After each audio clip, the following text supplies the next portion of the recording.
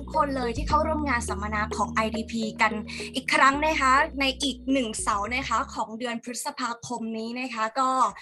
รู้สึกยินดีเป็นอย่างยิ่งเลยนะคะที่น้องๆเนี่ยใช้เวลาในช่วงเช้านะคะมาเข้าร่วมงานสัมมนาของ IDP นะคะทำให้พวกเราเนี่ยมีกำลังใจกันมากๆเลยนะคะก็ระหว่างรอนะคะรอเพื่อนๆเข้ามาก่อนเนาะสักประมาณไม่เกิน5นาทีนะก็เหมือนเดิมเลยสเต็ปเดิมนะคะรีเช็คกันหน่อยว่าเสียงชัดเจนไหมนะคะสกรีนตรงหน้าจอที่พี่จีนแชร์เนี่ยชัดเจนดีไหมคะทักทายกันเข้ามาในแชทก่อนได้นะจะได้ไม่ต้องเกรงกันนะเพราะเซสชันวันนี้เนี่ยก็คือจะใช้เวลาแค่ประมาณ1ชั่วโมง30นาทีเท่านั้นนะคะแล้วก็รันยาวเลยรับรองว่าข้อมูลเนี่ยจุกๆนะคะก็เหมาะมากๆสำหรับใครที่อยากไปเรียนต่อนะคะไม่ว่าปตรีหรือปโทนะคะที่ออสเตรเลียนะกับโมนาชนะคะในปีนี้นะหรือว่าจะเป็นปีหน้าก็ได้สัมมนาวันนี้เนี่ยคือจะเป็นประโยชน์กับทุกคนมากๆเลยนะคะสวัสดีค่ะน้องปฏิพัฒน์ใช่ไหมชัดเจนดีเนาะโอเคเยี่ยมเลยนะคะก็วันนี้เนาะเนื้อหาที่เราจะมานำเสนอนะคะก็จะเป็นเรื่องของ IT เลยนะเพราะว่าจริงๆเนี่ยตั้งแต่มีช่วงเหตุการณ์ที่เป็นสถานการณ์โควิดเนาะเรียกได้ว่าตัว IT เนี่ยเป็นหลักสูตรหรือคณะที่น้องๆเนี่ยให้ความสนใจกันมากเพราะว่าไม่ว่าสถานการณ์มันจะเป็นยังไงอะยังไงในสายงาน IT ก็ต้องเป็นที่ต้องการนะคะเด็กๆเลยสนใจกันมากวันนี้นะคะ IDP ก็เลยหยิบยกมาเลยค่ะกับมหาวิทยาลัยท็อปเลยนะของออสเตรเลียอย่าง Monash นะคะมาให้ข้อมูลเนาะก็ตั้งแต่วันนี้เนี่ยไปจนจบงานนะคะใครที่มีคำถามนะก็แชทเข้ามาในช่องแชทได้เลยสอบถามได้เลยนะคะเดี๋ยวช่วงท้ายเนี่ยเราจะมี Q&A session นะคะแล้วก็ที่สำคัญเนี่ยวันนี้เนี่ยจะมีเรื่องของทุนด้วยนะทุนการศึกษาเขาให้ไม่ธรรมดานะสูงสุดเนี่ย1,200,000 บาทหูฟังแล้วแบบยังรู้สึกแบบหูเยอะมากๆนะคะก็เดี๋ยววันนี้เราจะไปลงรายละเอียดแล้วก็ดูกันเนาะทีนี้มาดูหน่อยว่า agenda วันนี้เป็นยังไงบ้างนะคะก็นี่เลยค่ะเดี๋ยวหลังจากที่พี่จีนพูดเสร็จเนาะแล้วก็หลังจากนั้นเนี่ยจะเป็นสัมมนานะคะก็จะเป็นเนื้อเรื่องเกี่ยวกับ IT เลยนะคะปตรีแล้วก็ปโทนะคะซึ่งวันนี้นะคะก็มีตัวแทนนะคะของมหาวิทยาลัยมาอีกทั้งนะคะยังมีอาจารย์ที่ตรงมาจากFaculty of IT มาด้วยเลยนะคะวันนี้ก็จะมาให้ข้อมูลกันนะคะอยู่กันแบบยาวๆเลยเนาะ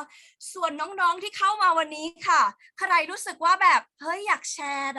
ให้เพื่อนๆแบบมาดูด้วยอ่ะแจ้งเพื่อนเลยค่ะเข้ามาดูกันนะคะจะเป็นประโยชน์มากๆเนาะซึ่งวันนี้นะคะพี่จีนไม่ได้อยู่คนเดียวแน่นอนอยู่แล้วนะคะเรามีพี่ IDP Counselor นะคะเป็นมือฉมังเลยค่ะนะคะตอนนี้แบบโอ้โหให้ข้อมูลกันแบบแน่นตั้งแต่ขั้นตอนการไปเรียนต่อออสเตรเลียนะคะยันข้อมูลแบบเด็กจบแล้วต้องทำตัวอะไรยังไงต่อนะคะมีข้อมูลให้หมดนะคะวันนี้มีพี่2คนค่ะคิวทองมากๆนะคะต้องขอรัดคิวพาเข้าสัมมนานะคะเดี๋ยวยังไงให้พี่ทั้ง2คนแนะนำตัวกับน้องๆก่อนเป็นพี่ดีซีก่อนก็ได้ค่ะ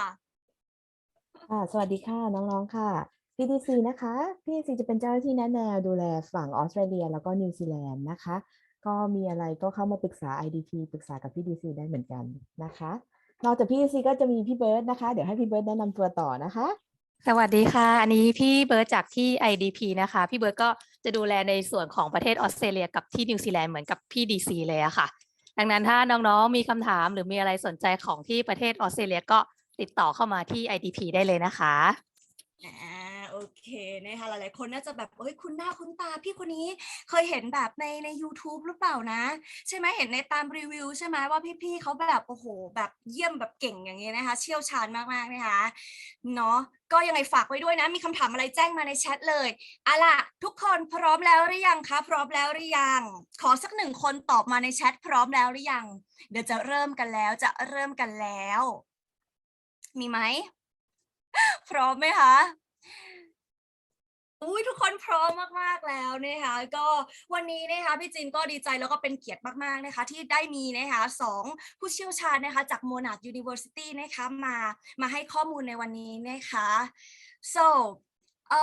today I'm really happy and excited for this webinar because we have two person from leading university from Australia and they are here today. So please welcome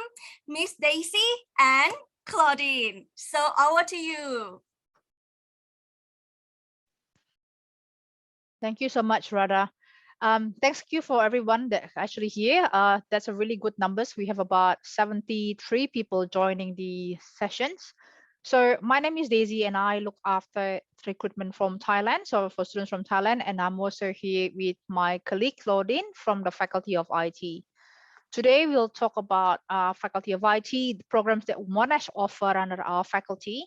And I'll talk first about Monash in general, our programs, and I think a lot of you wonder about our scholarship sessions, that program that we have. So I'm gonna share my screen.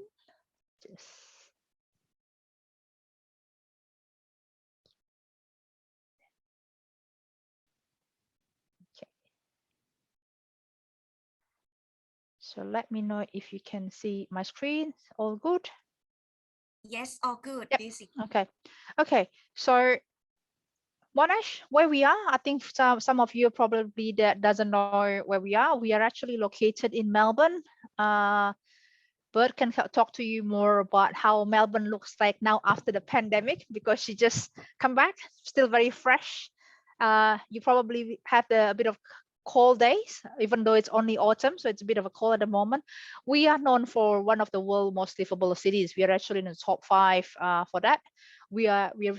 partly because we actually have good universities, schools, and education here in Melbourne, in Victoria. We're also known for a good health systems. It's actually cheaper and affordable for most of the people here.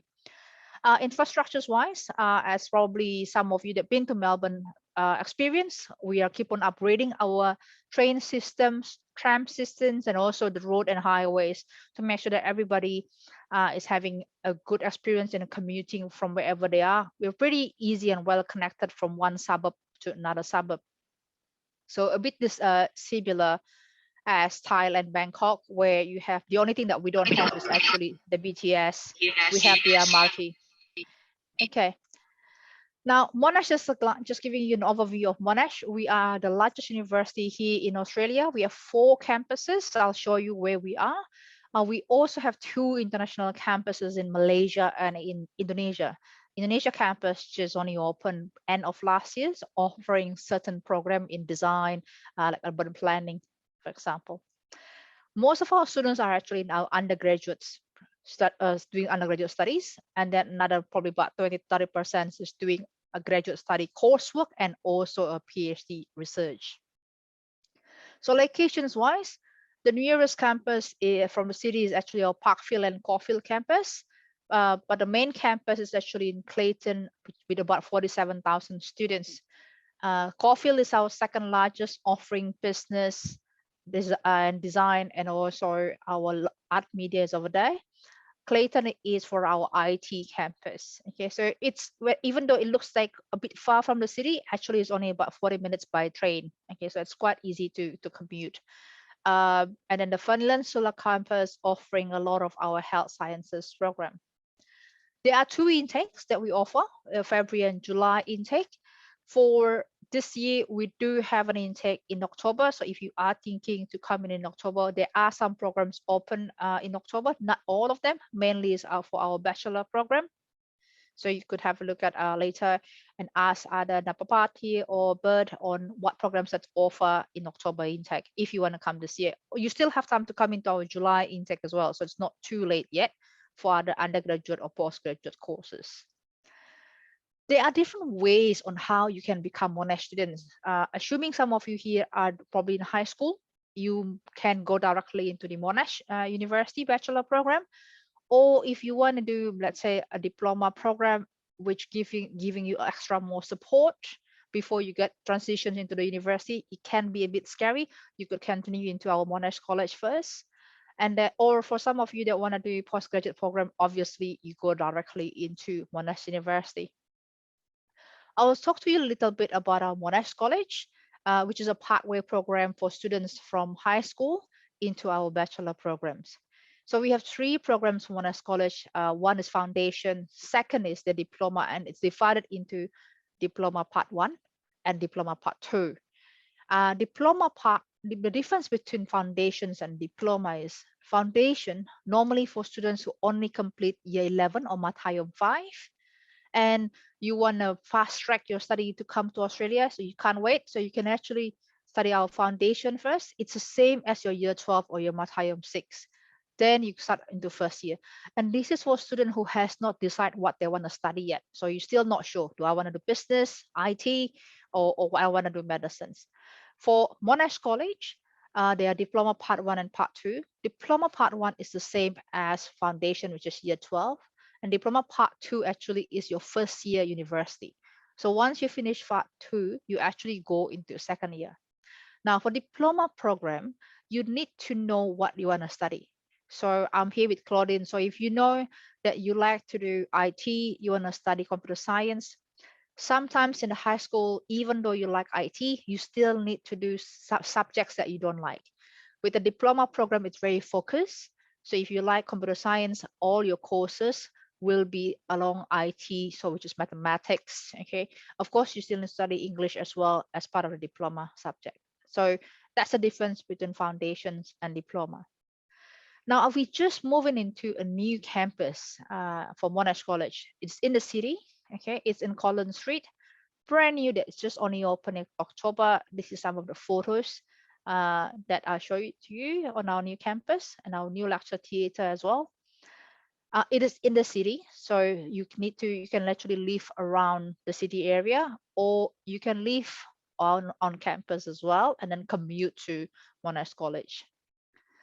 There are 10 faculties under Monash Universities. Today, we're only going to focus talking about information technology.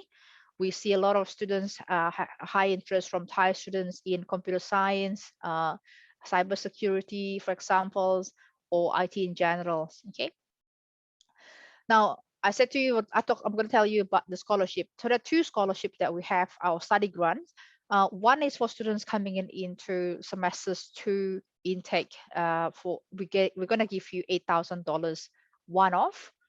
if you start with the diploma or foundation. Okay, so this is for second semesters of 2022 or July, and there's also an August intake for Monash College. Now, for those students that go directly into Monash, Australia, the study grant is $10,000. So study grants is automatically given once you meet all the conditions and receive a full offer. So once you receive a full offer from us, we can give you a study grant. And this is a one-off as well for the $10,000. The other type of financial support is scholarship. We have two types of scholarship. One is the leadership scholarship and merit scholarship.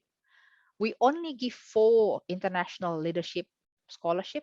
This is a full 100% scholarship and is based on your academic achievement and personal statement.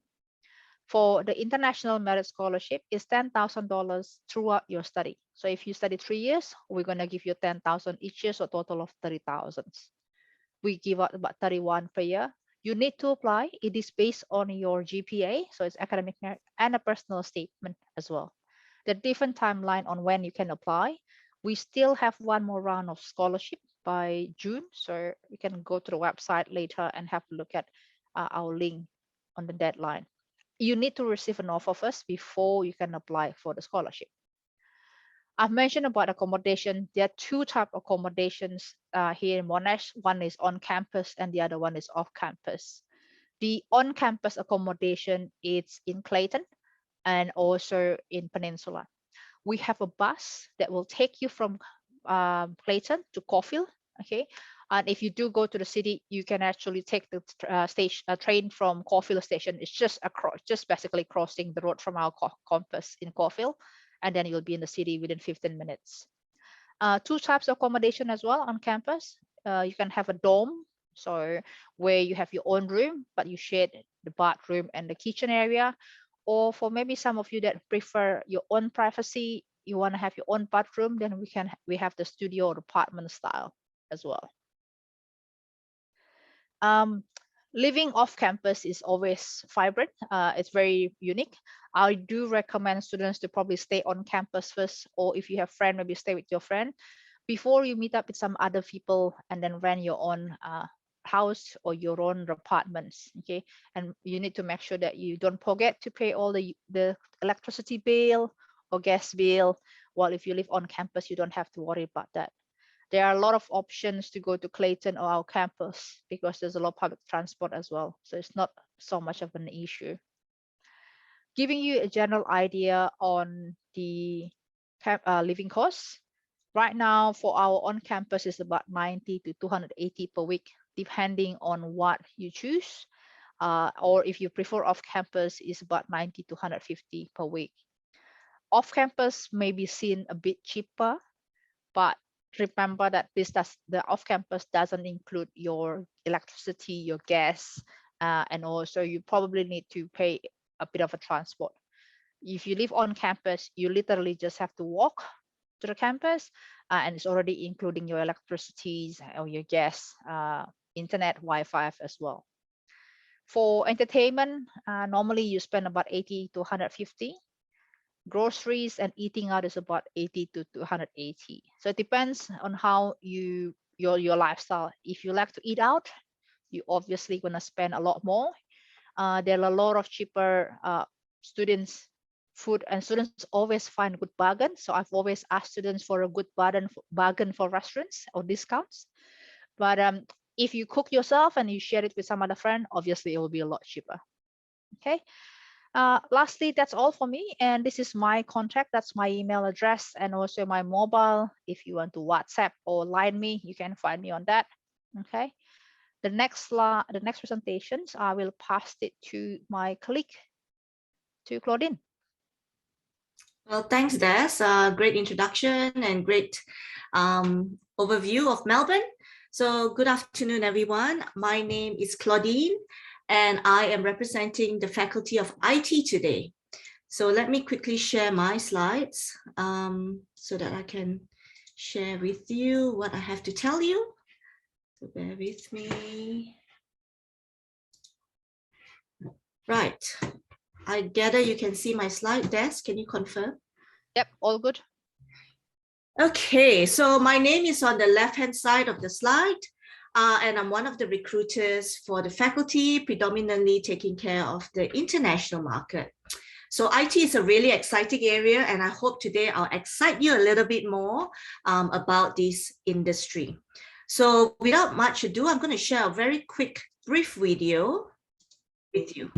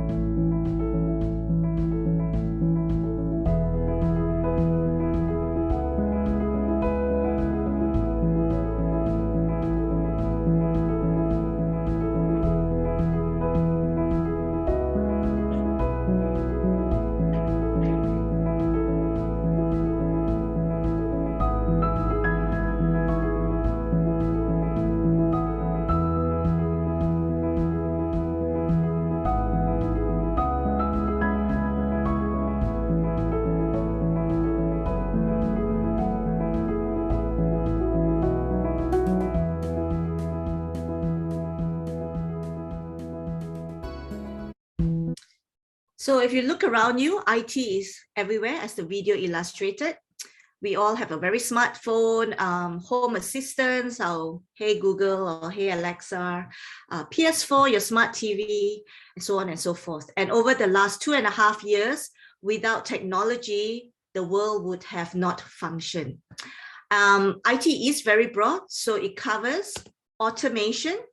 augmentation, big data, artificial intelligence, cryptocurrency, and these are just some of the popular buzzwords that we hear in this industry. There are many, many more I'm sure you can think about. So it covers computing, hardware, software, telecommunications, electronic security, data storage, efficient communication, and so on. So just to remind you what sort of industry uses IT, as you can see, many of them that were also mentioned in the video. So for agriculture, for example, how technology plays a very important role, because nowadays farmers are using very sophisticated technologies such as robots or temperature, moisture sensors, or aerial images and GPS technology to make sure that their crop is top notch.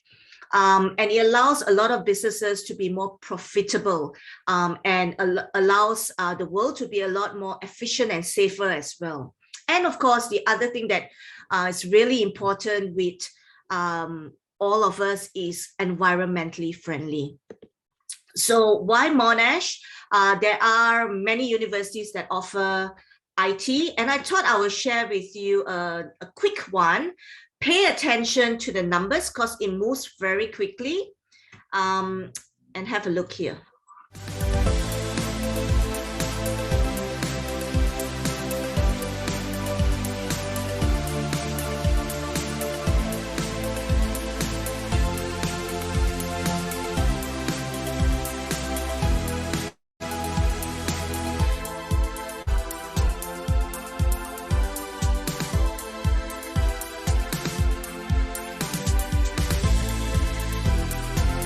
Okay, so Monash University is part of the group of 8 university, and we are among the group of 8 university, we are the only one that has a dedicated faculty of IT. So every other university teach IT under another umbrella, maybe under umbrella of engineering or under umbrella of science. By Monash, you have a dedicated IT. And this is just to illustrate where we are growing in our rankings and continuously improving. But whenever you look at rankings, you know that it's a very, very competitive landscape. So in this video in particular, the criterias were in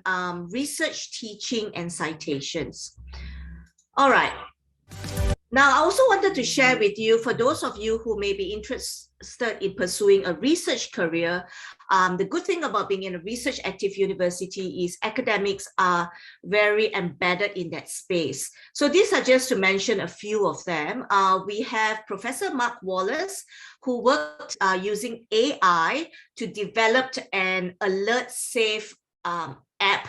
in collaboration with his team from an industry partner, Opturian. And the idea of it is to take account of fatigue levels in the workplace, particularly in health workers and shift workers. So using this spatial data,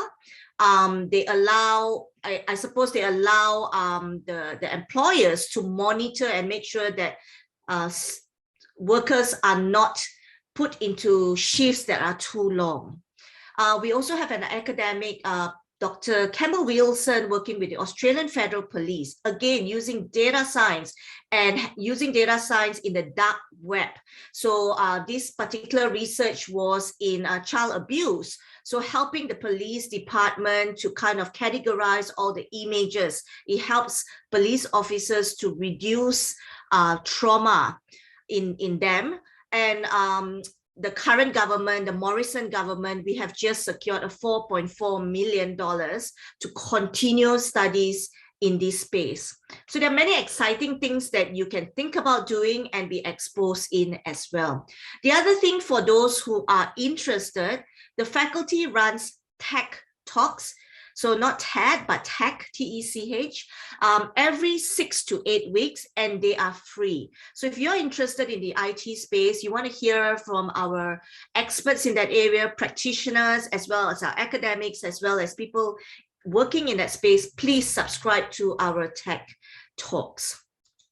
Now, jobs is one thing that's really important. Ultimately, when you do your degree, whether you decide to do an undergrad, postgraduate in that space, you want to be able to earn a living. So LinkedIn produces a report every year, and I thought I'll flesh out the 15 jobs on the rise for 2022. Now, there are 15 jobs out there, and the one in the red are all technology related. So you can see that in the top on the rise jobs, there are many that needs technology.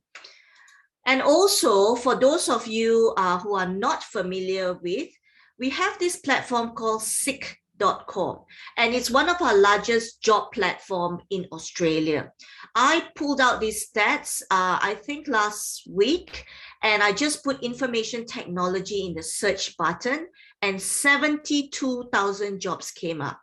So it kind of cements the area where we need specialists and we need practitioners in that space as the world uses more and more data. All right, so what do we offer at the faculty? In the undergraduate space, we have the Bachelor of Information Technology, which is a 3 years program. We have the Bachelor of Computer Science, which is a 3-year program. We teach the Bachelor of Computer Science Advanced Honors. It's 1 year extra from the computer science degree, so it's 4 years in length. And we also teach into the Bachelor of Software Engineering. If you're interested in that program, you apply into the Bachelor Engineering, majoring in software. One of the common questions I always get is, what is the difference between computer science and IT? Now, the computer science is a little bit more mathematical oriented. So if you're coming out of high school, we'll require you to have the high mathematics to be eligible into the computer science program. So it therefore requires you to think mathematically and logically. And it has the theory of computer algorithms. Whereas the information technology degree is about the application of these algorithms in very different contexts. A good example that we use all the time is Google Map. Okay, if you use Google Map or maybe Waze to get you from a destination A to destination B, usually that's what a computer scientist does. Mathematical algorithm. To use Waze or to use Google in many different formats in your phone, on your laptop, or on your iPad, and making it user-friendly, that's an application. That's what an information technology graduate does. All right. As you can see also on this slide, the IT degree is comprehensive, so it's big. You can choose 1 out of the 5 majors. You have to nominate 1. Now, a major is basically studying in-depth in the area. You can also do a double major. And a computer science degree at Monash is a specialist degree. And we teach 2 specializations, which is advanced computer science or data science. Now, data science is all about data. We teach you how to, I suppose, interpret data, how to clean data, and how to use the data to help a business. And advanced computer science is more about, it's a little bit more challenging. Students need to think mathematically to solve problems.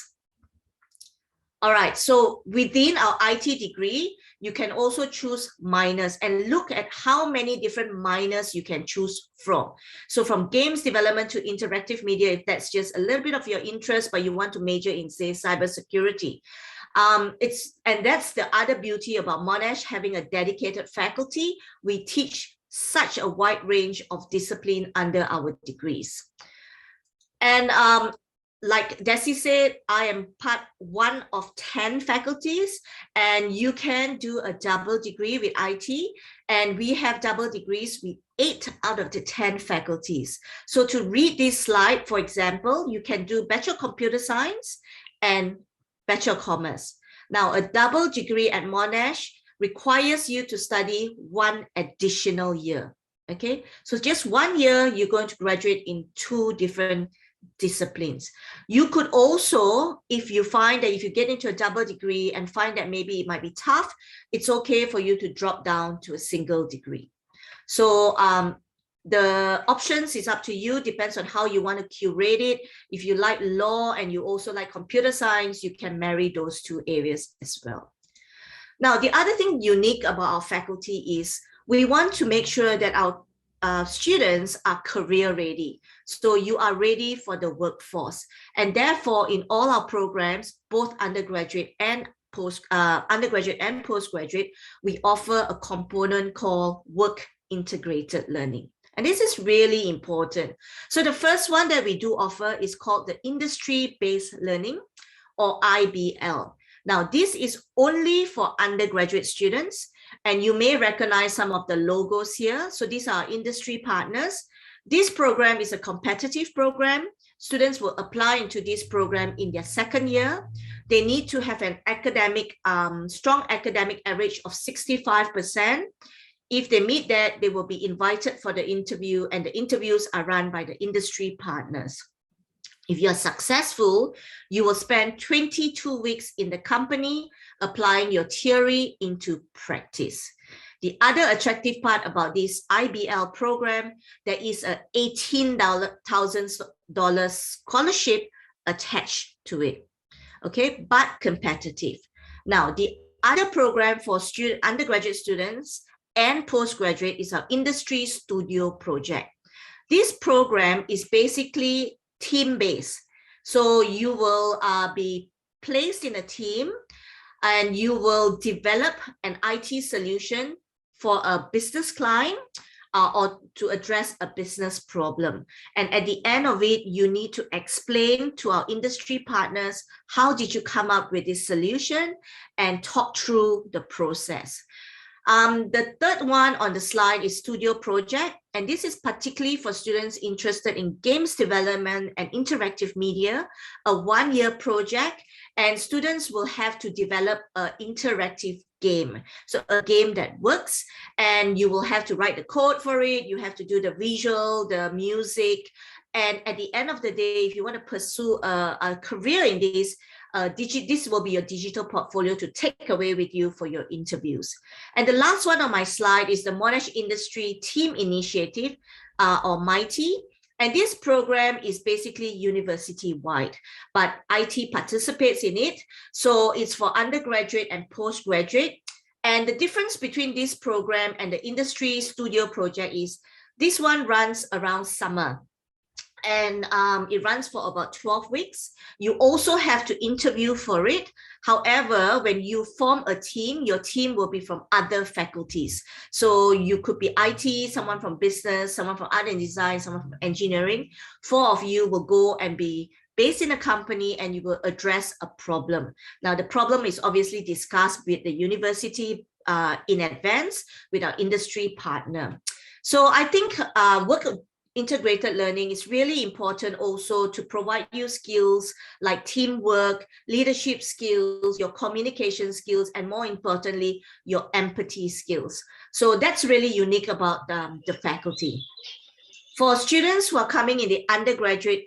area, I thought I'll just share some of the entry requirements, but of course our IDP colleagues can also tell you what our requirements are, but these are some of the international, I guess the more familiar ones as well. Okay, now if you are not sure what area you want to study, but you know you want to study IT, we have a quiz that the faculty has developed called Find My Fit, F-I-T. So if you just want to write that down at Monash University, it's developed with our academics. It's 13 questions long. And the idea is to help you in identifying a particular area that you are more skewed to, for example, into business information systems or more mathematical oriented into a computer science. So have a play around with this, although it's just a fun quiz, but there's some thought that goes behind it. And the other thing that we always get when we talk about IT is, are robots really going to take over our world? You know, so human beings, we're also worried that, oh, you know, with technology, maybe jobs are going to disappear. So I thought this video was quite relevant to kind of explain as well. So have a listen to this. If we can invent machines that can think, then those machines can invent machines that can think. They'll invent better machines, and very quickly the machines will be 1,000 times more intelligent than us.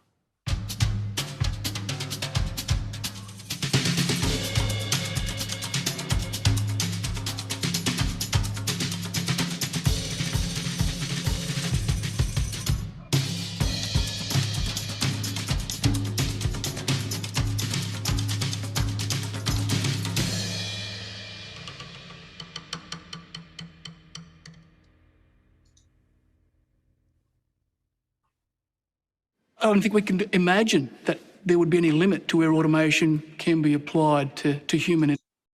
endeavour. It will literally be in everything that we touch. Artificial intelligence or machine-based learning algorithms have the potential to certainly revolutionise what we do. Automation is basically transforming that manual process into a totally automated process from the beginning to the end. So in the past, when we wanted to make decisions about resource allocation, we might use computers to enhance our decision-making capabilities. But what is happening is that we're starting to allocate the responsibility for making decisions to computers. And so we're abdicating, if you like, a moral responsibility for making decisions. robots are here. They've been here for probably 30 or 40 years. It's funny the way that our brains react to the concept of A, artificial intelligence, and B, things like robots teaching robots. We tend to humanize artificial intelligence all the time and think about a robot in terms of a human aid. Our phone is right now the main robot and doesn't look anything like us. I don't think there's been a limit to where automation's been applied in the last 100 years through the 20th century. Every aspect of human life has had automation applied to it. So I think that in the future, human beings will be treated as drunk robots. What I mean by that is that we won't be allowed to drive, that when we sit down behind the wheel of a car, we'll place the lives of other human beings at risk. They won't like that and they'll say, well, you're just like a drunk robot. The driverless car has been long touted as the eliminator of taxi drivers and truck drivers and bus drivers and so on. Instead of buying a car, we hire or rent the transportation service. It's seeing the car as a mechanism for transportation. And so it doesn't need to be owned, it can be shared. It's efficient, it makes sense. So for me, actually, the most important question is, what do we want transport to look like in the future? Is this an opportunity to actually take cars off the roads? So you could step into the car at home, decide that, hey, I need to do a whole lot of work. I'm going to sit in the back. The car will drive on its own. There's no steering wheel. There's no pedals. You're literally just a passenger there for the ride. As a car enthusiast, I don't want driverless cars in my future. But as a member of society, I understand that we have to have them. In some ways, the thing that's actually holding us back is the ethical questions. There's the ones that people have perhaps already heard of about who the machine should kill when it's in a forced crash situation. Then there's questions about the responsibility for accidents involving driverless vehicles. It's very rarely that you can pinpoint and say, this software has caused this. But in a driverless car, it's definitely not the human. It is a team who has prepared that software. And the decisions that have put in that software are going to be the ones that are going to go into law. We've already seen Tesla with its autopilot was partly to blame for a fatal car accident in the US. And that's where the driver allowed the car to drive itself. But the car always had the note on the screen saying that you must be able to retain control. And in this instance, the driver didn't, and the driver died after the car crashed into an object that it didn't detect. The biggest question around driverless cars for me is personal. Am I ready to trust my life to a robot? Automation will displace labour, and not just a little bit of labour, that labour across the planet. There is, 800 million odd people in productive work that could be automated. 800 million. Just say that slowly to yourself as you watch this. 800 million people. If I stood here and I announced that I was going to put 30% of the population out of work, I was going to radically disempower some people, I was going to put enormous political power in the hands of other people, and I said I was going to do that because I'm a revolutionary, people would completely freak out and they would demand a say. But when technologists stand up and they say they're going to change the world with their, their artificial intelligences or their driverless transport, everyone says, oh, well, yeah, that's great. I look forward to that brave new world. What do we do with all of those workers who might previously been drivers or process workers or doing a lot of the process work which can now and is increasingly being automated? I think that if you think that technology is shaping politics and society, that means that we should have a politics of technology, and we need to be exercising our democratic rights when thinking about these new technological futures. I'm actually a little more on the optimistic side about what AI means and what automation means, because I think for its capacity to improve the human condition, the human experience, it outweighs the dangers. I strongly believe that automation not only has already had a really positive impact in our society, but that is going to extend and accelerate in the future. Using these sorts of technologies, artificial intelligence, the smart technologies, really is going to offer the opportunity to test out ways to deliver support that's more cost effective, but I think even more importantly, builds a greater sense of autonomy and independence for a person that might be living with really high support needs from disability. It's fair to say that 3D printing could be a real game changer in the pharmaceutical arena. So you could imagine the doctor could even have a 3D printer on his desk and print your tablets while you're there, having your consultation. I think it's more a case of what do humans do with the extra time that's perhaps created, and how do we reward humans for what that might enable in terms of creative potential. The elephant in the room when you talk to engineer about robots is sex robots. And of course, we know that sex sells. And so if you can build a sex robot, it's kind of the killer app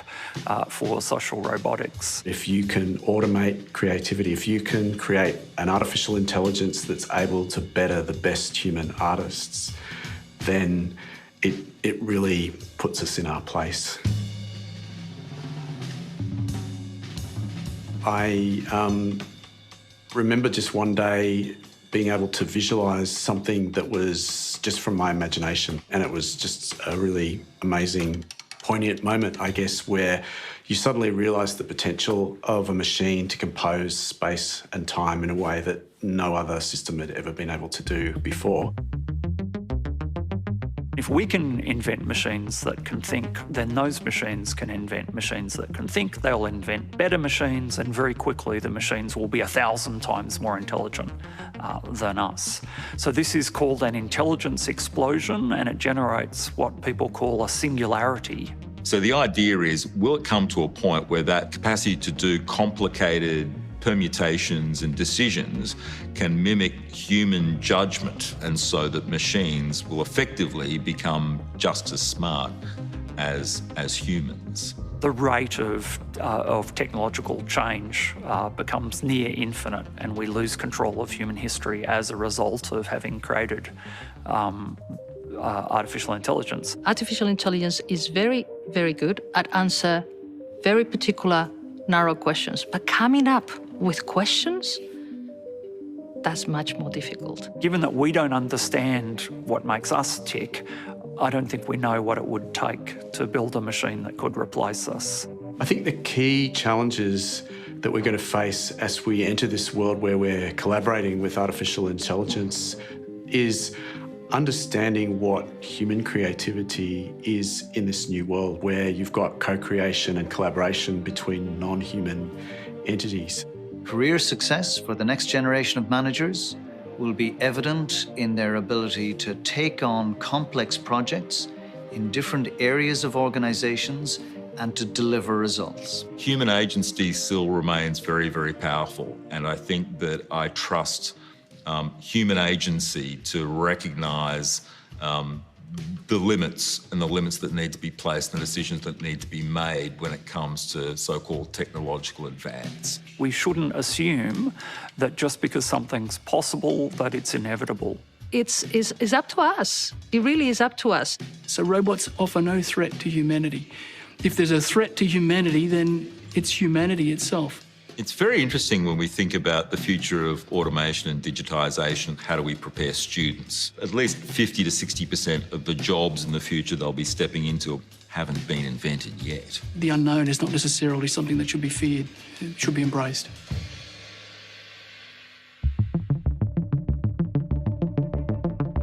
If we can... Okay, so that's a really good entree into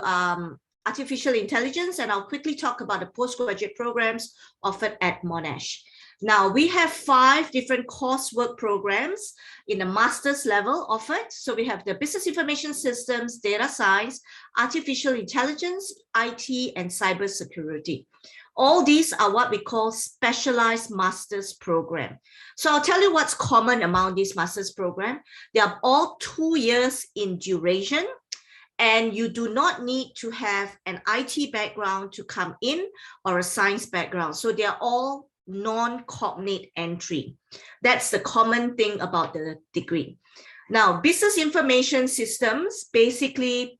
producers or graduates of this program will be able to speak the language of business and the language of IT simultaneously when they finish. So they can explain to managers how technology can influence their business decisions and can also explain to the IT technical people how they need to tailor their technical systems to in order for their business to meet their business imperatives.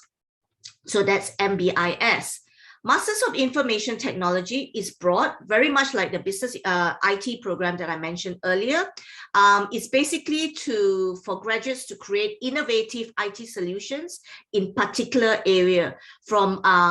mobile and distributed systems, project management, and machine learning, for example. That's MIT in a nutshell. And cybersecurity, like its name, is to protect the landscape of the infrastructure, or sometimes we call it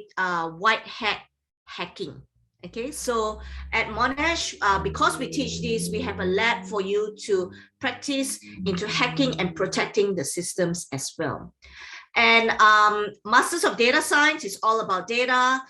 In fact, Monash has the largest academic data scientist research group in Asia Pacific. So you are going to learn from a lot of these experts. And this program is going to teach you how to visualize, do modeling with data, and to be able to use data to help businesses. So having a lot of data and not understanding how to use it is useless. And AI is one of our newly introduced program. I mean, it's 4 years in length now, and in a nutshell, it's really getting robots to do a human task.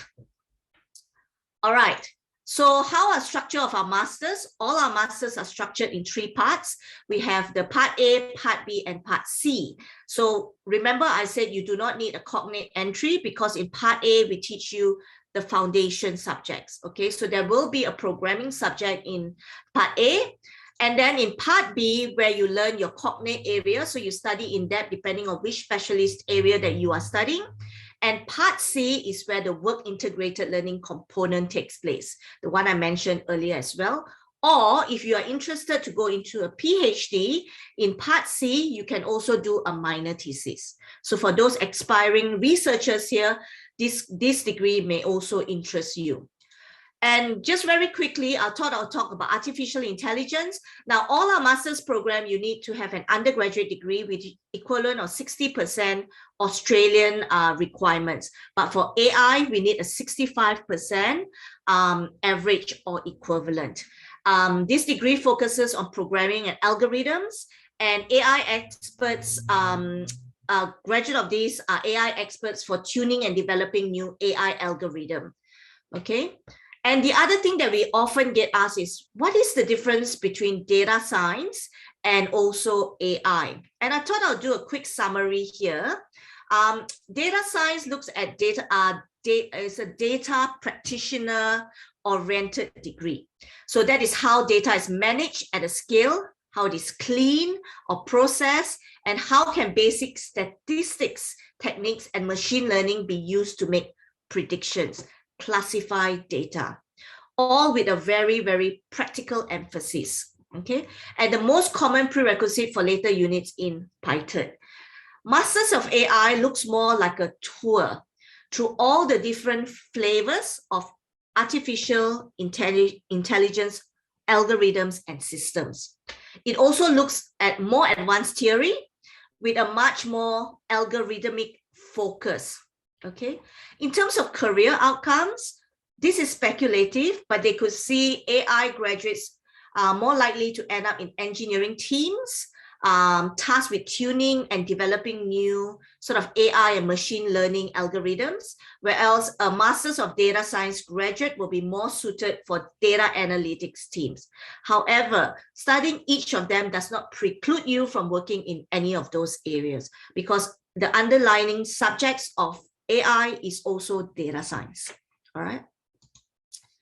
We have lots of clubs and societies that we would encourage students to connect with. This is under the banner of Faculty of IT, but of course, Monash itself has over 100 of different clubs for you to build your networks and grow your networks as well. Now, thank you for your time. And I thought I'll leave my our social links here if you want to connect with us. And if you want to get in touch with me, please contact your counselors. And with that, I will finish here and pass it on to Desi. I think we are back to Q&A, but or DC or whatever you want us. Yeah, we will continue with the Q&A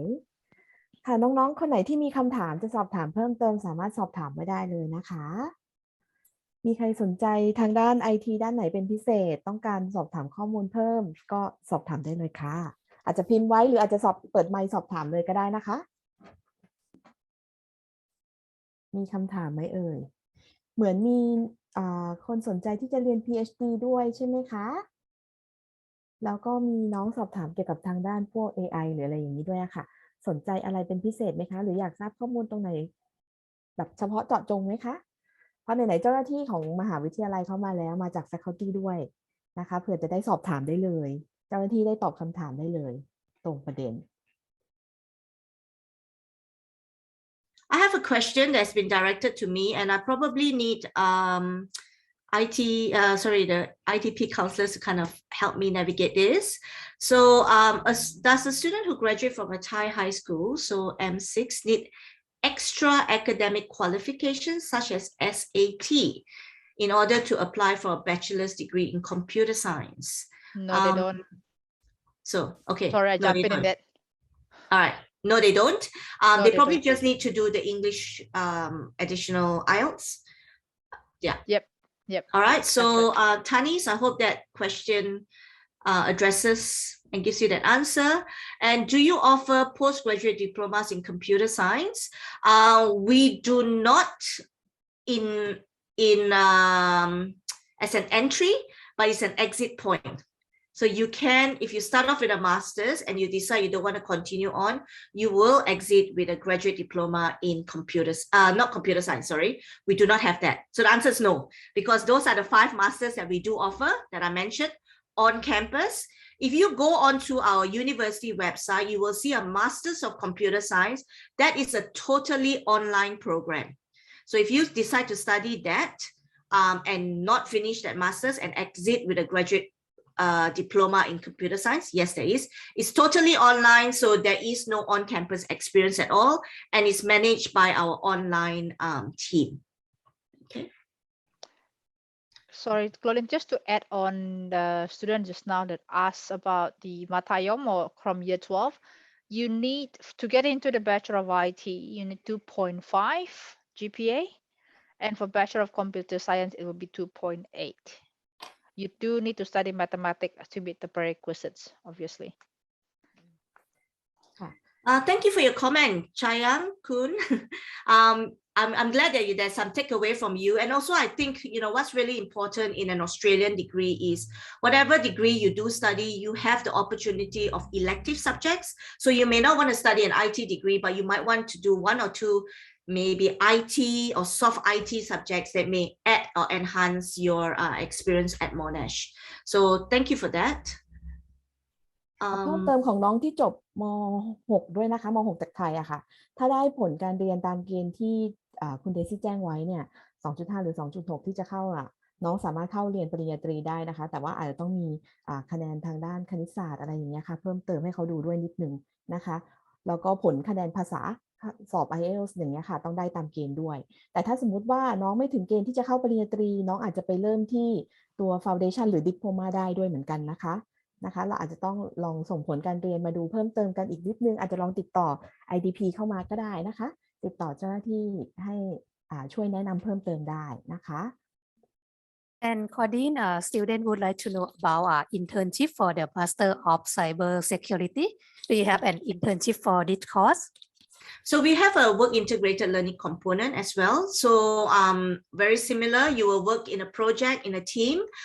in cybersecurity, and you're working on a problem given by a business client. So we don't call that internship because sometimes internship students expect to be paid for that. This is a work integrated learning that is part of your program. Of course, as an international student, you are allowed to do some part-time work. As you will all know, you are allowed to work 40 hours in a fortnight. And definitely, if you're interested in the cybersecurity space, maybe you can look for options. And we do have an division that advertises jobs at university called Career Connect. So often companies advertise and say, we really need someone for like 3 months working in that space. So that's the two difference. There was a question from a person called Warisa. So I studied 1 year at university, but not related to IT. Do I have to study foundation pathway? So I think Warisa was asking a question, maybe intending to come into IT.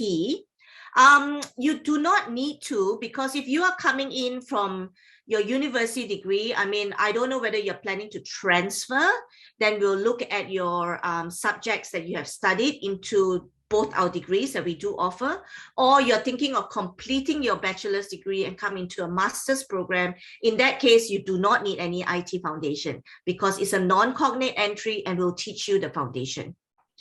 Does that make sense? I hope I've clarified it, and feel free to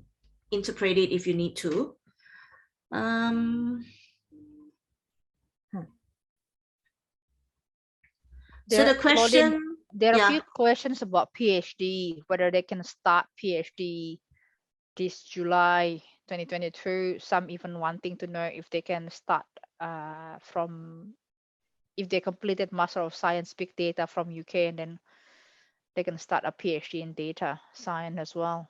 Okay, so like into our PhD degrees, there is a selection process. So you need to actually go onto our research website, indicate your research area, and then our research team will match. So you kind of need to know what sort of area you want to research in, and then we need to match you with an expert. And also it will really depend on whether you have done any research components within your master. So that's really important before you be admitted into a research degree at Monash. So that's just a summarized version, but feel free to reach out to us individually. Your cases might be individual and we can assist you with that. Okay, good point, Paramis. I noticed that the qualification for master's degree has 2 entry levels, 1.5 years and 2 years. Yep. So the difference is if you have done a technical degree, so you have done something in IT, or maybe you have done something that has subjects in programming that you want to seek credits for. So you're shortening your degree from a 2-year degree to a 1.5-year degree, then you are coming in at level 2. So with some exemptions. Okay, so in that case, you have to put in a credit exemption form. You also have to submit your syllabus for us to assess that. But very good point, and thank you for picking that up and asking that question. And there's a question about the minimum GPA for the graduate degree at Monash. Okay, so the minimum GPA would be equivalent to 60% of an Australian degree. And then that will translate depending on whether you're on 4-point scale or 5-point scale. I need to pull out my document to tell you that. I don't know whether Des, do you have the PERT open to explain the GPA? Yep. I have my things here. So basically for PERT requirement, it will be about 60% WAM. It's equivalent to 2.7. So that if it's if it's out of 4. And then 2.0 is a minimum to graduate. So it will be depending on what's your GPA scale and then the minimum requirements. But out of 4, we need 2.7. For computer, yeah. So 65% WAM will be about 2.8. So that's what we 3.0. Sorry, that's what we need. So AI, Masters of AI, you need roughly about 3.0. For data science will be 2.7 or better. Okay, so that was for someone who asked that question. I don't want to miss any questions. Thank you so much for you all being so engaging and asking questions. So Des, please help me out if I don't want to miss anything and or IDP stuff. And how about if the student would like to work in the area about system engineering? What is the graduate program that they will need to study? Systems engineering. Yeah. That would be in the engineering space. I mean, we teach into the software systems part, and that's in a bachelor's degree. You can do business information systems. That's still applicable to business. So you are learning both business and IT solution, and you can apply that into an engineering field. So that's another option as well. And how about computer science? What is the question about computer science? I mean, if the student study like computer science, can he work in a system engineering area? Okay, it's a good question because we have a lot of students who studied in an area and work in a completely different area. Okay, so I have students who studied Bachelor of Information Technology and went into cybersecurity, although her major was in business information systems. So the message is it does not exclude you from working in a particular area. It really depends on how you take your foundation subjects and apply it into the area that you're going to work in. Okay, so yeah, I think with any bachelor's degree, both computer science and IT, there are some foundation subjects that we teach you that are portable, that you can actually take it and work in the different industries. All right. Okay. I'm going to jump in because there's a lot of questions about scholarships here. I'm just going to sum up. They are study grant and they are scholarships. Okay. Scholarship, we have two, which is about 10,000 per year. That's the International Merit Scholarship. You need to apply. It is based on your GPA. Normally, we'll be looking at about 85% and above. Okay, there's limited numbers, so we can't give it to everyone. The other one is 100% scholarship. Again, it's based on your GPA, and we'll need about 90% and above. It will be applicable for undergraduate and master's program for the scholarships. Study grant, it's $10,000 one-off. So only on your first year, not on your second and third year. As long as you receive an offer or full offer from us and meet the requirement, you get that study grant. I think the other questions that I see a lot to confirm whether Matayom 6 students can start Monash directly. Yes, you do not need to do foundation. You can do a diploma program if you're concerned about transitioning from high school, local high school in Thailand to come to university directly. There is a scholarship for that, a study grant, which is about $8,000, or you can go directly into the Monash University. Now, another question that's a bit general is the intake, whether there's a difference between February and July intake. No, technically no. It's the same program. You still finish in 2 years. The only difference is one, you start in summer, warmer weather. July will be a colder weather. That's about it. Yeah, absolutely. Now I have a question from a student who has completed a Masters of Science in Big Data from UK and would like to ask about a PhD in data. And as I said earlier, you will need to actually show your interest through our research page, and our research staff will connect you depending on what area you want to pursue. I mean, data science is broad, but what exactly do you want to do in the PhD in data science? And we have to see whether we have an academic who's interested to supervise you in that area. Now, your question was also about IELTS, whether you need to use it or not. It really depends on when you completed your degree in the UK. If it's within 2 years, then no. If it's, has been a long time, then I think the university will require you to evidence that you have enough of the English skills to complete a PhD. Okay. Yeah. So, to add on Claudine's about English, you need to graduate within 5 years from your master's or your bachelor program from accepted program. Like it has to be all in English. Within 5 years, this person doesn't have to do. Okay, no. 5 years. Sorry, I thought it was 2 years, but it's 5 years. My mistake. It's just only changed this year, Claude. Okay. A new policy. Yeah. Now, do you have an age limitation of master in data science? No, I guess if you have the qualifications, you can come and study. So, as long as I believe you're over 18, that will be the only thing. All right, to do that. Graduated from 2.84 GPA in Thailand. Can I apply for the MBIS at Monash University? Yes, if you are from a 4-point scale, then there should not be any issues. Technically, you should be eligible into all our masters except maybe Masters of AI, which requires a 3 GPA, 3.0 GPA. So for just another question about data science requirements out of 4 and data science, we need 2.7 minimum out of 4 with 2 as a passing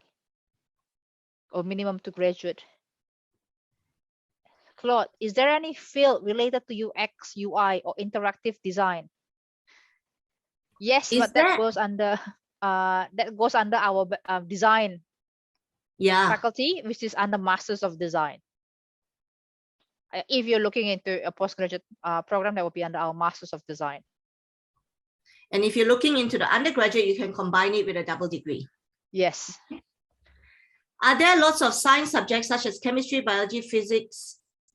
from computer science undergrad degree? No. So Des, I don't have the handbook here, but if you have it,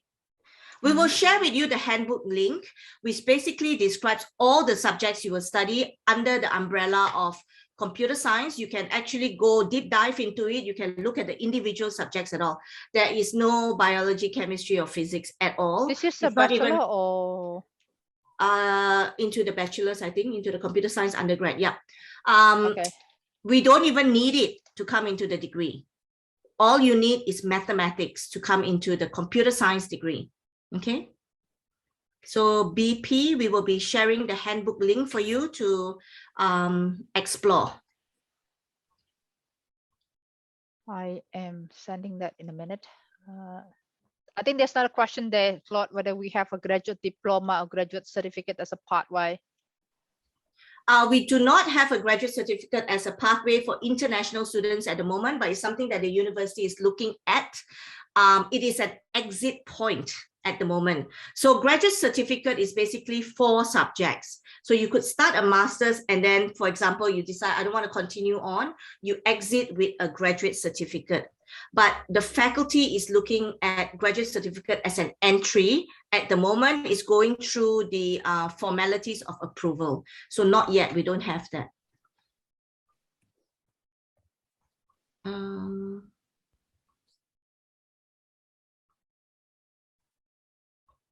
Good one. There's one here. If a student gets a study grant, can they still apply for the leadership scholarship? It will be depending on when you apply for that. You can't have 2 scholarships and study grant at the same time. You can't do it that way. But the study grant is only for your first year, and for leadership, basically you need to study more than 48 credits, so about first year. So yeah, it depends on when. If you're doing a master's program, it will be unlikely you can get 2 because it's only 2 years of study. Okay.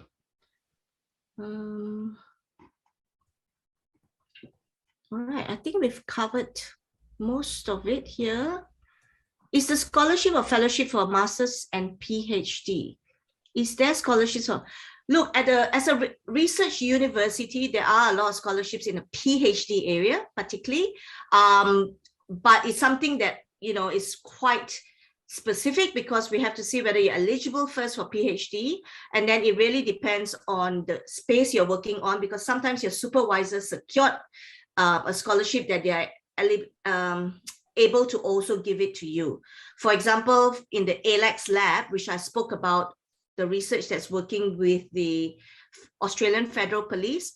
that research area has just secured a $4.4 million grant from the government. So I'm sure they will be looking at people who are interested in that space to come and study with them and to help them in that research area. Okay, so there will be opportunities, but it's not something we can tell you upfront.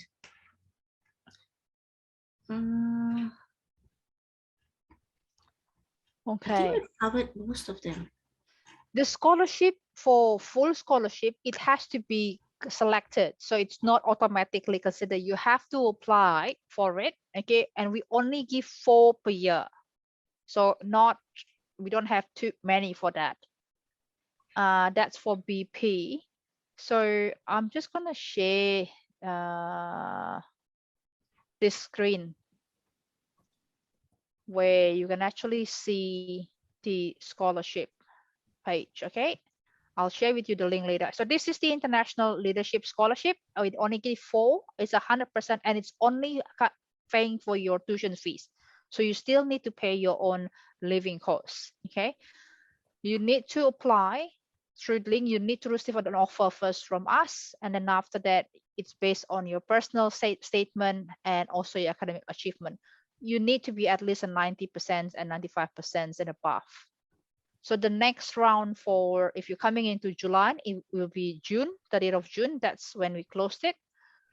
If you're applying for 2023, then we'll start from normally around mid of October. That's for the International Leadership Scholarship. For International Merit Scholarship,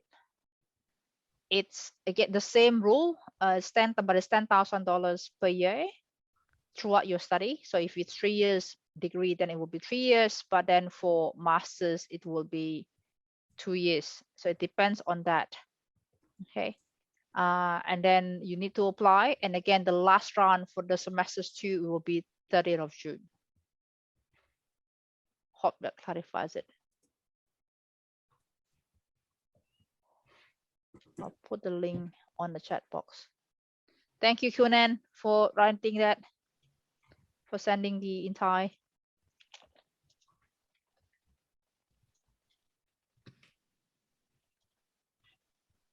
ใครมีคำถามเพิ่มเติมอีกไหมเอ่ยมีไหมคะเพราะว่าเดี๋ยวน่าจะเหลือเวลาอีกประมาณ20นาทีเนาะก็เดี๋ยวใช้เวลาตรงนี้นะคะ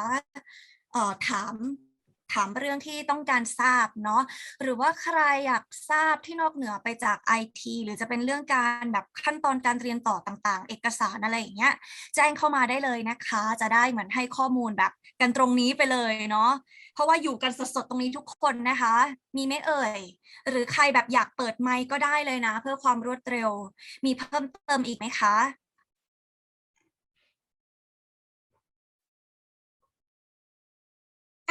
ส่วนในเรื่องของทุนต่างๆนะคะจะอยู่ในแชทแล้วเนาะเพราะดีซี่แปะแชทให้ขออภัยค่ะแปะลิงก์ให้แล้วนะคะในแชทก็จะเป็นเกี่ยวกับ scholarship หลายๆตัวเนาะที่พูดถึงไปที่ใช้กับคณะ IT ได้นะคะทั้งตรีแล้วก็โทรลองเข้าไปดูข้อมูลนะคะจริงๆพวกลิงก์เหล่านี้รายละเอียดจะชัดเจนมากๆนะคุณสมบัติอะไรต่างๆน้องๆสามารถเหมือนรีเช็คตัวเองได้เลยเวลาอ่านคุณสมบัติในการรับทุนหรือยื่นใบสมัครนะคะเนาะมีใครอยากถามเพิ่มเติมอีกไหมเอ่ยมีไหมคะถามเข้ามาในนี้ได้เลยนะมีใครแพลนไปเรียนปีนี้ไหมคะมีไหมใครแบบพร้อมยื่นเลยมีไหมคะพอทุกคนได้รับคำตอบที่ต้องการก็เงียบกันไปแล้วนะคะตอนนี้ มีไหมเอ่ยมีเพิ่มเติมอีกไหมคะน่าจะหมดแล้วมาอีก1อันค่ะพี่เบิร์ตถ้าเกรดไม่ถึง 3.0 ถามว่าสามารถขอทุนได้ไหมทุนมันจะเป็นออโตเมติกโดยดูจากผลการเรียนนะคะถ้าถามว่าไม่ถึง3บางทีก็อาจจะได้ยากนิดนึงนะคะเพราะว่าการแข่งขันในการพิจารณาทุนมันค่อนข้างสูงอะค่ะเนื่องจากว่าคนสมัครเรียนส่วนมากอะค่ะ GPA ก็มักจะแบบ3อัพกันอะไรอย่างเงี้ยค่ะถ้าสมมุติว่าเราได้ประมาณ3หรืออาจจะน้อยกว่านั้นมันก็อาจจะแข่งขันกับเขาลำบากนิดนึง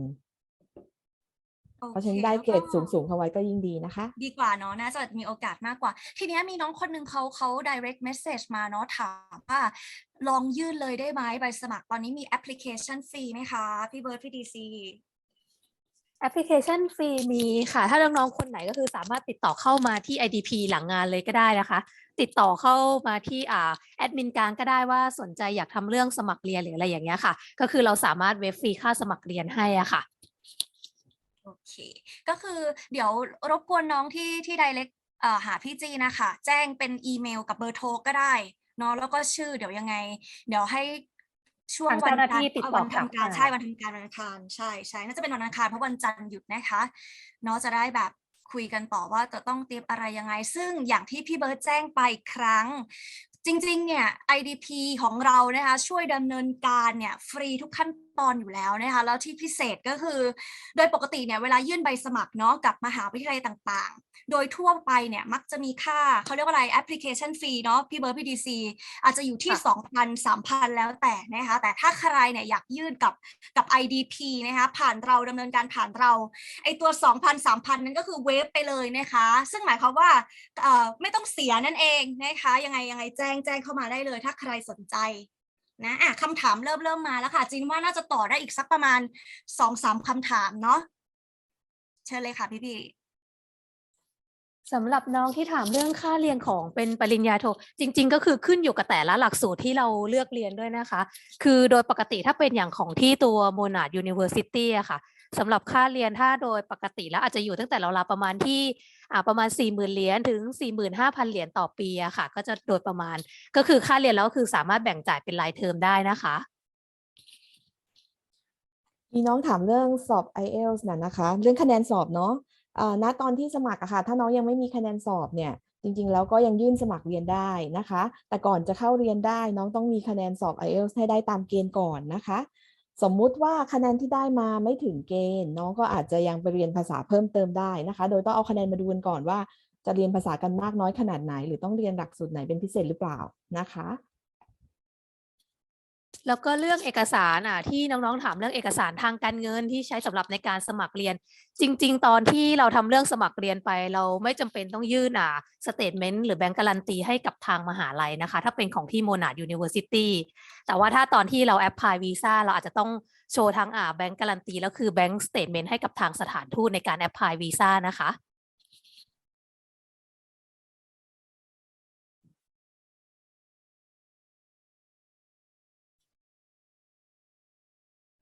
แล้วก็มีน้องบอกว่าจบปตรีมาตั้งแต่ปี 2011 ได้เกรด 3.55 อยากแอปพลายตัว Master Cyber ตัวไซเบอร์ถามว่าทำได้ไหมก็คือยังสามารถทำเรื่องสมัครเรียนได้ตามปกติอะค่ะถ้าเรามีmeet requirement สอบ IELTS ก็คือทุกอย่างก็คือสามารถส่งเอกสารมาสมัครกับทาง IDP ได้เลยอะค่ะ Codit student have another question about English language. Can do you accept the Duolingo? That one, no. Let me answer that one. That one, is it for direct into Monash degree? Yep. If it's direct into Monash degree, then no, we can't take Duolingo. Monash College, yes, not for direct entry. So it's the IELTS, the TOEFL, Pearson is what They we can look do for. TOEFL home online. They can do that, but not for Duolingo. ก็คะแนน Duolingo ก็อาจจะใช้ไม่ได้สำหรับเข้าตรง Monash นะคะนอกจากว่าจะเข้าเป็นMonash College นะคะถึงจะใช้ได้เนาะถ้าเกิดว่าจะสอบเป็นภาษาอังกฤษก็อาจจะสอบเป็น IELTS เป็น TOEFL หรือว่าเป็น Pearson ไปแทนนะคะ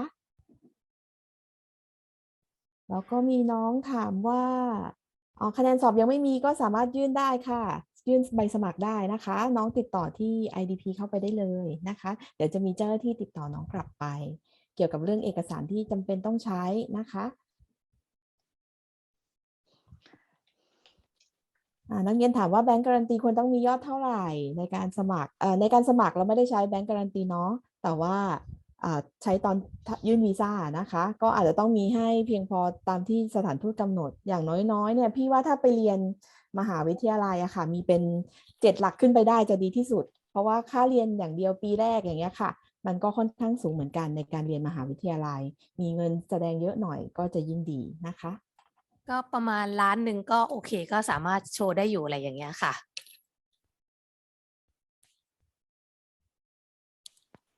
There is a question from Sweetheart about the academic for PhD requirements. Okay, just want to let you know that for PhD, it's not just depending on your GPA. It's actually depending on your proposals on what you want to research on, because PhD is a research degree. So you need to look at your proposal first. That's very important. Because we need to find a supervisor for the programs. I'll probably give you the line. link for that too. มีน้องสอบถามเกี่ยวกับเรื่องจบปริญญาตรีมหาลัยเอกชนในไทยมีผลต่อการรับเข้าปริญญาโทไหมนะคะก็ถามว่าเอกชนกับรัฐบาลจริงๆมันไม่ได้มีผลในการสมัครพิจารณาซะทีเดียวนะคะขึ้นอยู่กับผลการเรียน ทางด้านผลการเรียนด้วยแล้วก็ผลภาษาด้วยเนาะนะคะต้องบอกแบบนั้นดีกว่าเพราะว่าเด็กจบมหาลัยเอกชนเยอะแยะนะคะที่ไปเรียนต่อออสเตรเลียนะคะแล้วก็เข้ามหาลัยโมนาชได้เยอะเหมือนกันค่ะเนาะไม่ได้เป็นปัญหาเลย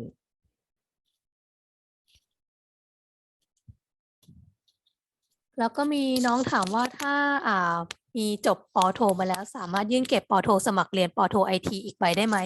จริงๆสามารถยื่นได้ค่ะแต่ว่าก็ต้องโชว์ทั้งเกรดทั้งปตรีและปโทใหม่อีกรอบหนึ่งเพื่อใช้เป็นเกณฑ์ในการพิจารณาสมัครเข้าเรียนปโทนะคะ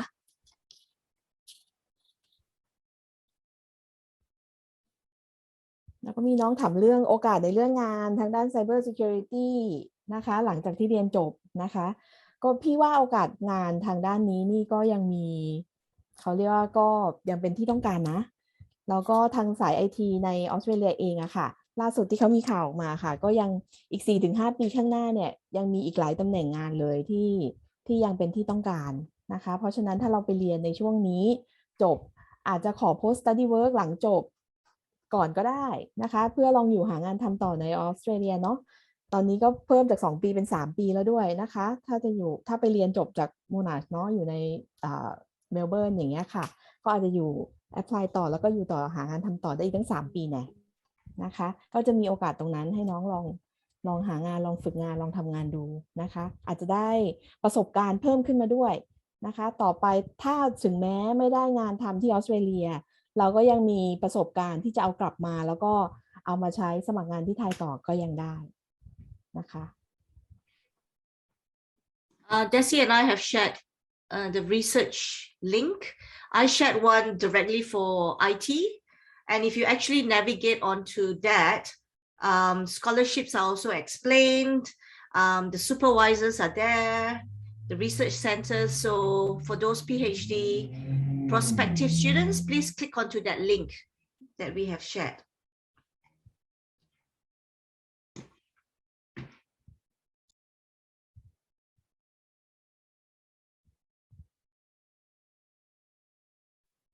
โอเคน่าจะครบถ้วนกันแล้วเนาะใช่ไหมคะเมื่อกี้ตรงที่เกรด 3.4 นี้ตอบไปแล้วเนาะใช่ไหมคะนะก็อย่างที่ทุกคนแจ้งไปเนาะว่าไม่ว่าจะขอทุนหรือยื่นใบสมัครต่างๆเนี่ยถ้าสมมติเรามีเกรดที่สูงอะแน่นอนว่าโอกาสในการรับพิจารณาเนี่ยก็จะสูงตามอยู่แล้วเนาะแต่ไม่ได้หมายความว่าถ้าเกิดสมมติเกรดถ้ามันต่ำลงมาหน่อยจะไม่มีโอกาสนะคะยังไงก็ต้องลองดูแต่ละคณะไปด้วยเพราะว่าการรับสมัครหรือเกณฑ์เนี่ยในแต่ละคณะก็จะแตกต่างกันออกไปนะคะเดี๋ยวพี่จีนให้อีก1 คำถามแล้วกันแล้วก็จบแล้วนะคะขอจบที่ของน้องรัชดาพรแล้วกันนะคะว่าปโทเนี่ยได้ post grad visa 3 ปีด้วยไหมคะก็คือสำหรับตอนนี้ก็คือทางของที่ออสเตรเลียก็คือเพิ่งประกาศกฎใหม่อะค่ะก็คือว่าถ้าหลังจากเรียนจบถ้าเป็นดีกรีที่เป็นหลักสูตรที่เกิน2 ปีขึ้นไปอะค่ะก็คือจะมีสิทธิ์ขอวีซ่าตัว post study work ทำงาน full time ในออสเตรเลียได้สูงสุดถึงที่3 ปีนะคะโดยประมาณแล้วก็ถ้าเป็นกรณีถ้าเป็นในพื้นที่ที่อยู่ใน regional area ก็จะได้สูงสุดอยู่ที่ประมาณที่4 ปีอะค่ะดังนั้นถ้าเราเลือกเรียนอย่างของที่โมนาหรืออยู่ในที่เมืองเมลเบิร์นตอนนี้เราก็จะได้สูงสุดที่ประมาณที่3 ปีอะค่ะแต่ว่าทั้งนี้ทั้งนั้นก็อาจจะต้องรอดูการอัปเดตไปเรื่อยๆว่าคือในแต่ละปีอาจจะมีการถ้าสมมติกรณีอย่างตอนนี้คือด้วยความที่ว่าอาจจะขาดแคลนเรื่องของแรงงานของคนที่อยู่ในที่ประเทศออสเตรเลียค่ะดังนั้นถ้าสมมติในอนาคตมันกลับมาเป็นปกติเขาก็อาจจะสามารถลดมาเหลือที่2 ปีเหมือนเดิมได้อะค่ะแต่ยังไงก็คือหลังจากที่เราเรียนจบเราก็ยังมีสิทธิ์ยื่นขอวีซ่าตัวนี้อยู่ได้นะคะโอเคชัดเจนแล้วก็แบบเข้าใจตรงกันเลยนะคะเนาะก็เอาล่ะพี่จินว่าวันนี้ก็น่าจะได้ข้อมูลนะคะไม่ว่าจะเป็นเกี่ยวกับตัว IT นะคะเกี่ยวกับ Monash University และที่สำคัญนะคะพวก qualification ต่างๆและ requirement เนี่ยตอบกันแบบคึกคักมากนะคะก็ขอบคุณน้องๆทุกคนมากนะคะที่เข้าร่วมงานเนาะเดี๋ยวก่อนที่จะจบงานในวันนี้นะคะแน่นอนค่ะว่าเดี๋ยวขออนุญาตพูดถึง IDP หน่อย แล้วการเนี่ยติดตามเรากันมานานนะคะหรือบางคนอาจจะเพิ่งมารู้จักกับ IDP นะคะจะได้บอกเลยว่าจริงๆแล้ว IDP คือใครนะคะ IDP นะคะเป็นบริษัทแนะแนวนะคะเรียนต่อต่างประเทศนะคะที่มีเครือข่ายเนี่ยใหญ่ที่สุดในโลกนะคะซึ่งใหญ่ยังไงใหญ่ในที่นี้ก็คือณปัจจุบันเนี่ยทั่วโลกนะคะมี IDP นะอยู่ในเนี่ย32 ประเทศทั่วโลกแล้วซึ่งปัจจุบันเนี่ยน่าจะมากกว่าแล้วด้วยนะคะแล้วตัวสาขาย่อยๆอ่ะคือมากกว่า120 สาขานะคะเนี่ยเครือข่ายของเราคือใหญ่มากจริงๆนะคะแล้วคือเราเนี่ยเปิดให้บริการมานะคะมากกว่า50 ปีแล้วด้วยนะคะที่ผ่านมาตลอด50 ปีเนี่ยส่งนักเรียนไปเรียนต่อนะมากกว่า 500,000 คนทั่วโลกนะคะแล้วก็จริงๆเนี่ยถ้าน้องๆเห็นธงชาร์ตข้างล่างนะคะก็จะเห็นได้เลยว่าเราเนี่ยพาน้องๆไปเรียนต่อประเทศไหนได้บ้างนะคะนอกจากออสเตรเลียเนี่ยนะคะก็จะมี UK นะคะ US นะคะแคนาดานิวซีแลนด์นะคะหรือไอซ์แลนด์ก็มีด้วยเหมือนกันนะคะแต่เข้าใจว่าหลักๆวันนี้เนี่ยทุกคนต้องสนใจออสเตรเลียอยู่แล้วเนาะซึ่งเรานะคะช่วยน้องๆทุกขั้นตอนเลยนะตั้งแต่ยื่นใบสมัครนะคะติดตามผลเนาะจัดทำวีซ่าจัดหาที่พักจองตั๋วเครื่องบินนู่นนี่นั่นคือครบทุกอย่างไม่มีค่าใช้จ่ายเลยนะคะค่าใช้จ่ายที่จะเกิดขึ้นเนี่ยจะเป็นหลักๆคือค่าเทอมหรือพวกค่าตั๋วเครื่องบินต่างๆที่จะเป็นค่าใช้จ่ายที่น้องๆต้องจ่ายเองอยู่แล้วซึ่งค่าใช้จ่ายตรงนี้เนี่ยคือจะจ่ายตรงกับบริษัทที่